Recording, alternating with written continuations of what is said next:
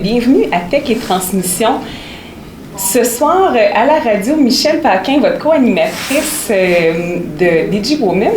Donc, ce soir, j'ai le plaisir d'accueillir deux, si je peux le dire, anciennes collègues d'université du HEC. Ceux qui nous suivent, vous le savez, on parle souvent du HEC qu'on a sur le cœur. Puis, mesdames, je vous ai rencontrées les deux dans le même univers, qui sont les compétitions académiques. Donc, aujourd'hui, on voulait un peu mettre de l'avant ces éléments-là de compétition académique qui peut sembler un peu un univers obscur pour certaines personnes. Il y en a d'autres qui rentrent, qui baignent dans ça, qui connaissent exactement qu'est-ce que c'est. Donc, on voulait démystifier cet aspect-là. Qu'est-ce que ça vous a apporté au niveau plus personnel, professionnel? Donc, on va démystifier ça ensemble, mais on va prendre le temps de vous rencontrer avant que vous puissiez vous présenter.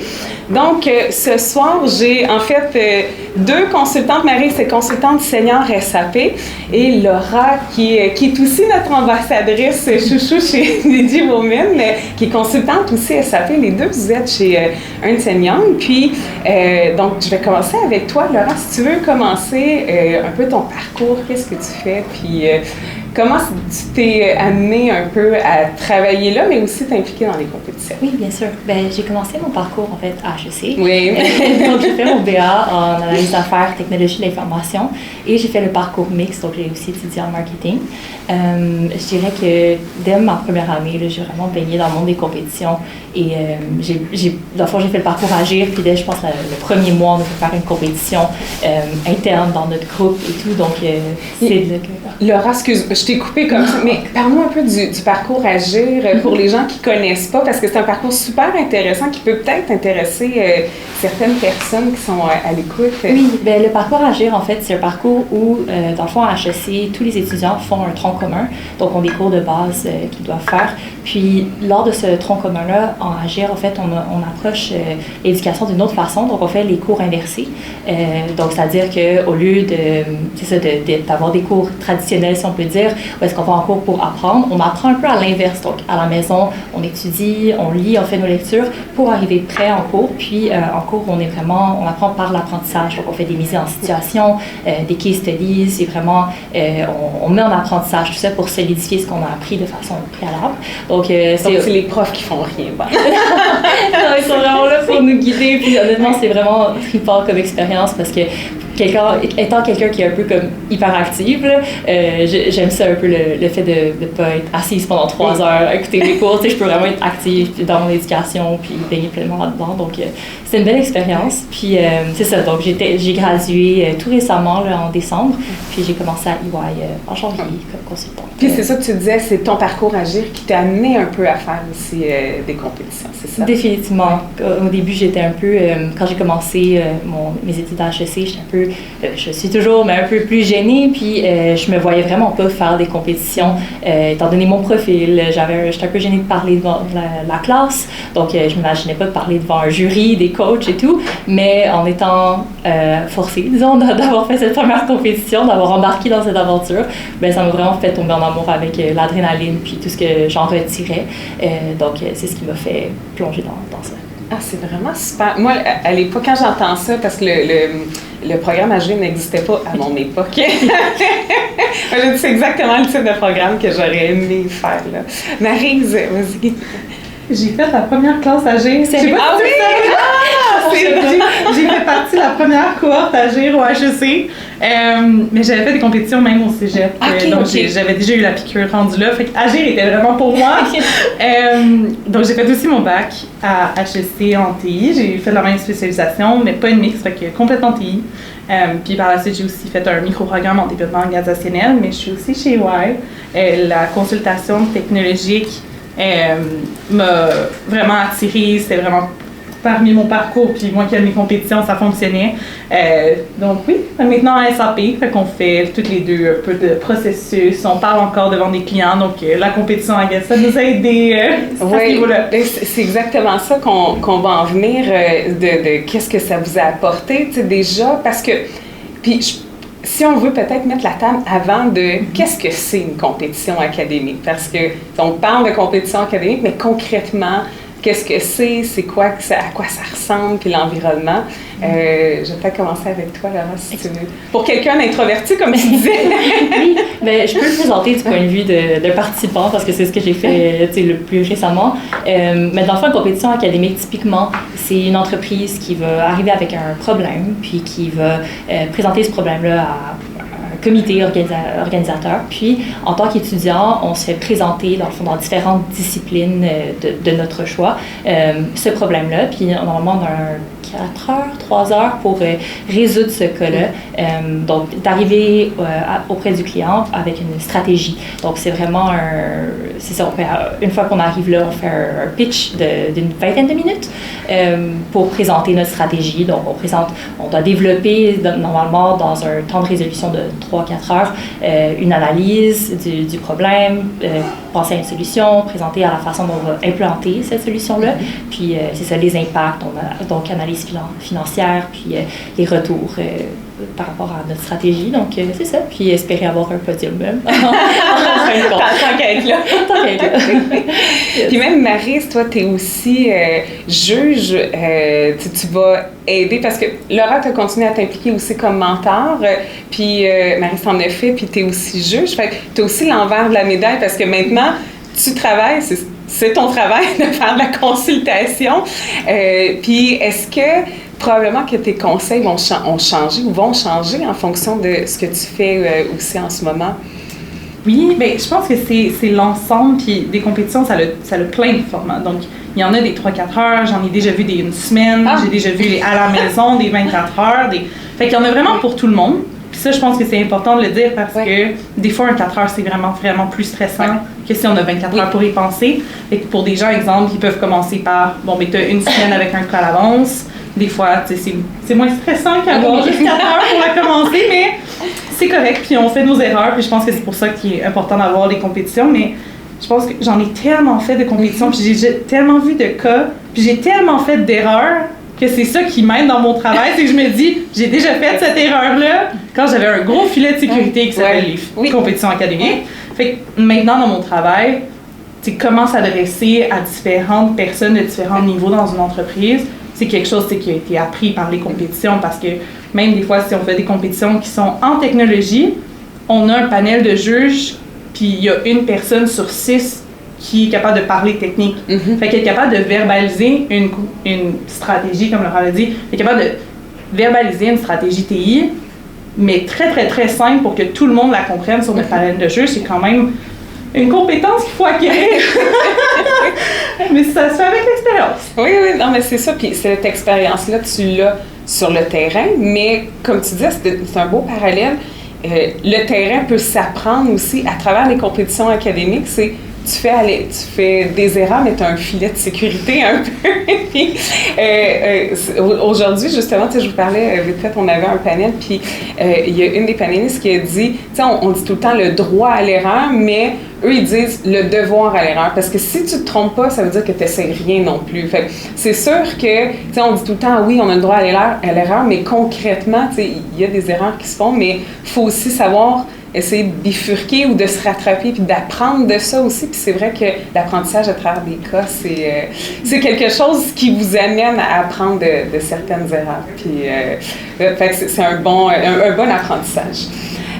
Puis vous l'avez probablement vécu de différentes façons parce que, comme tu disais, Laura, tu es plus introvertie. Puis je ne veux pas ramener ça, mais c'est bien de voir que c'est fait pour tout le monde parce que quelqu'un qui arrive de l'extérieur puis qui voit un panel comme ça, des gens qui font des compétitions, on dirait que tu as toujours besoin d'être très sûr de toi, très extraverti, d'avoir cette vibe-là un peu. Puis comme Maryse, toi, tu l'expliquais, toi, tu le fais depuis. Tu en as fait toutes sortes. Puis c'est bien, il faut des gens comme ça. Fait, comment est-ce que vous l'avez vécu les premières fois? Puis il y avait toujours un collègue peut-être un peu plus extraverti qui va être la personne qui va faire l'introduction, qui va être là dans les moments où est-ce qu'il faut quelqu'un qui soit un peu plus bold. Mais moi qui est un peu plus analytique, j'avais vraiment ma force et ma place pour shiner, on peut dire, dans l'analyse, puis un peu plus dans le volet technique qui était ma force. Donc c'est ça, je pense que pour n'importe qui, il faut savoir reconnaître c'est quoi ses forces puis mettre ça de l'avant lorsqu'on essaie de former une équipe puis de d'avoir des qualités complémentaires parce que ça va pas marcher si tout le monde est pareil, je pense. Là, on va dans une compétition, peut-être Marie, ça pourra en témoigner en tant que juge, là, mais... Ah, mais j'avoue que je suis 100% d'accord. Je pense que le plus diversifié, le mieux, parce que, tu sais, des fois, exemple, moi, la finance, ça n'a jamais été ma force.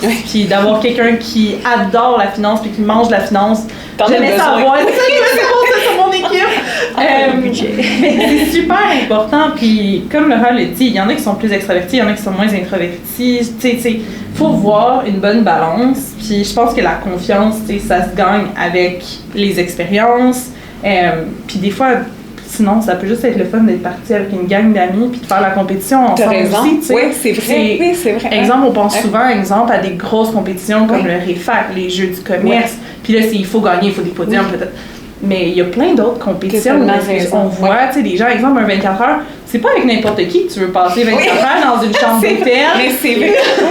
Fait que des fois, tu sais, aussi, une gang d'amis puis on se dit, OK, let's go, on le fait. C'est aussi vraiment le fun. Puis là, c'est un 24 heures où est-ce qu'il n'y a pas beaucoup de sommeil, il y a beaucoup de café. Fait que des fois, d'être avec des gens avec qui on est 100% à l'aise. Oui, des gens passionnés. Absolument. Fait que des fois, il faut aussi pas trop se prendre au sérieux puis être capable de dire on va le faire, puis on va le faire ensemble, puis on va avoir un bon moment. T'sais. Super. Merci beaucoup. On va passer à une pause musicale. On va écouter Les Amix de Arthur Élie, puis on va revenir avec le côté un peu plus personnel.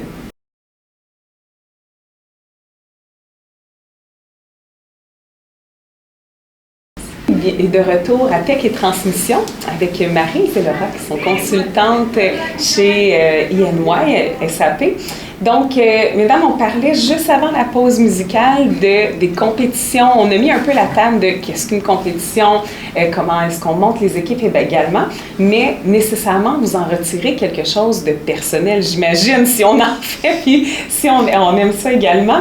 Donc, je voulais regarder un peu au niveau plus développement personnel, qu'est-ce que ça vous a apporté, puis également professionnel, là, parce que un vœu est lié à l'autre. Donc, si on regarde ça un peu, qu'est-ce que ça vous a apporté personnellement et professionnel? Laura, je vais commencer avec toi. Oui, les compétitions, vraiment, je pense que ça a marqué non seulement mon éducation, mais mon début de carrière.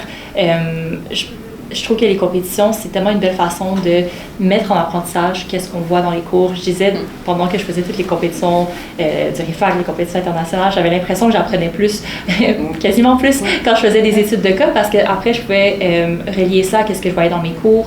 Donc, ça m'a vraiment permis d'être comme une meilleure étudiante, comme drôlement, même si j'avais moins de temps pour étudier, comme mes notes ont vraiment augmenté.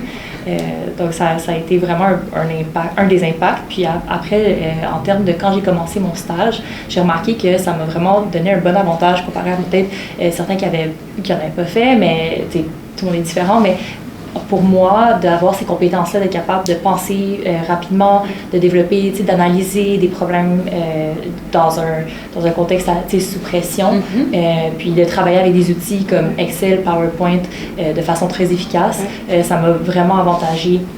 Non seulement pendant mon stage, mais aussi dans mon début de carrière, je trouve que c'est quelque chose qui me met beaucoup plus en confiance. Puis, même si j'ai encore beaucoup à apprendre, je me dis que ça me donne des bonnes bases pour pouvoir m'épanouir, puis continuer en espérant sur une bonne lignée. Oui, puis est-ce que tu as l'impression que tu as développé aussi des capacités personnelles ou de travail d'équipe, même confiance en soi peut-être, des éléments souvent qu'on va parler chez les femmes, syndrome de l'imposteur, de jamais être sûre, est-ce que 100%. Ça t'a donné un peu de confiance? 100%. Ouais, hein? Je trouve que le fait de dire comme, prendre cette confiance-là, puis encore une fois, de relativiser, puis me dire comme, je suis confiante en mes capacités, travailler en équipe aussi, là, définitivement, c'est un gros aspect, d'être capable de penser à 3 ou plus, comment résoudre un problème en si peu de temps. Il faut être capable de communiquer clairement, et dans le respect, parce qu'on veut être productif, donc on veut pas, la résolution de problèmes, vraiment, ça m'a appris toutes sortes de belles qualités que j'ai pu développer et qu'on retrouve beaucoup dans le monde de la consultation, je trouve.